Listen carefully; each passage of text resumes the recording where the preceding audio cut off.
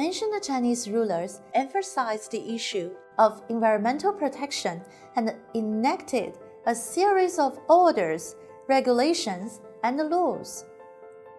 The earliest environmental regulations appeared in Xia Dynasty.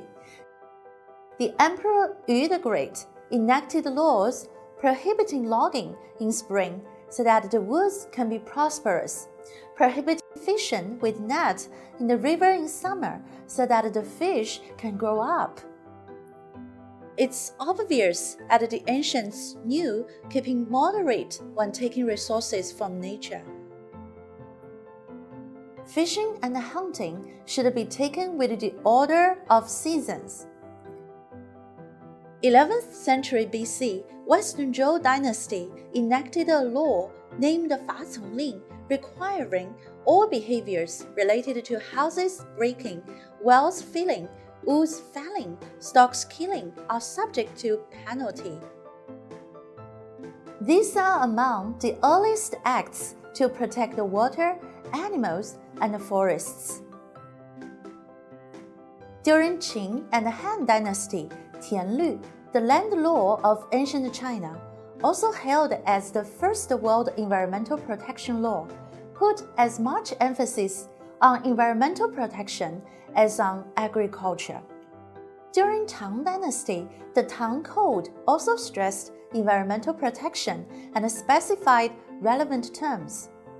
In the following Song, Ming, and Qing dynasties, the environmental protection laws had been inherited from the previous dynasties without much alteration.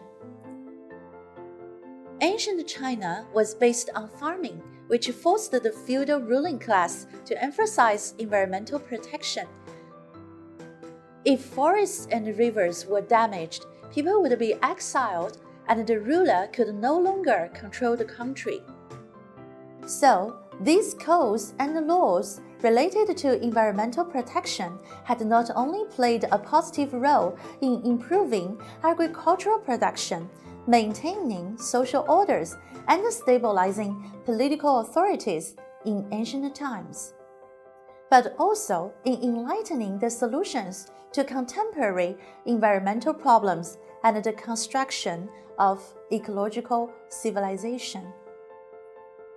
Ancient Chinese also set up environmental institutions with the same titles of the officials responsible for protection and treatment of mountains, forests, ponds, and rivers. After the establishment of the People's Republic of China, environmental institutions and organizations have dramatically strengthened their responsibilities and functions. In 1972, a delegation of 40 representatives attended the first Human Environment meeting held by the United Nations in Swedish capital Stockholm. After the meeting, China found its environmental issues rather serious, such as air, water, solid waste pollution, and ecological destruction. In August 1973, the first National Environmental Protection Conference was held in Beijing, setting the working policy of environmental protection, discussing and passing the first environmental protection file.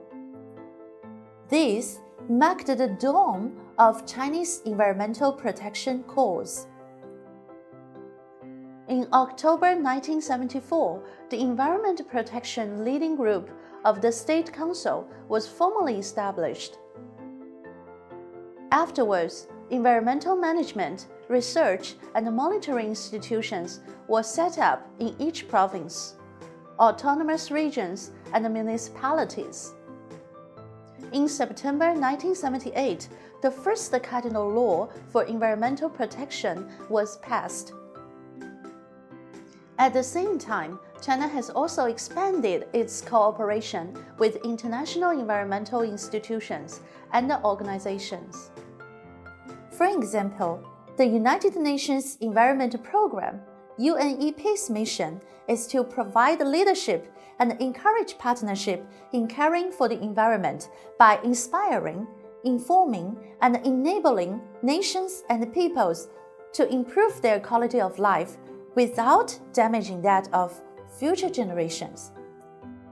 China has been having close cooperation with World Wildlife Fund, WWF, the largest international non-government organization in various fields of environmental protection, from biodiversity to climate change.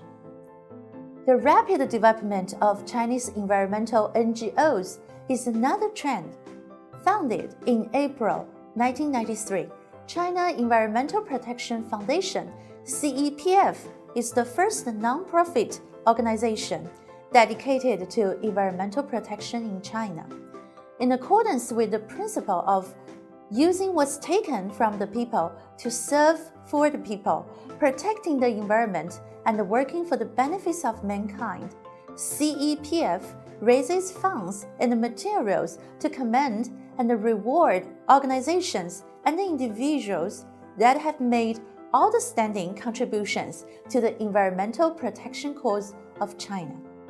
To sponsor and carry out various kinds of philanthropy activities and projects in the field of the environmental protection in China, in order to promote the development of China's environment protection cause.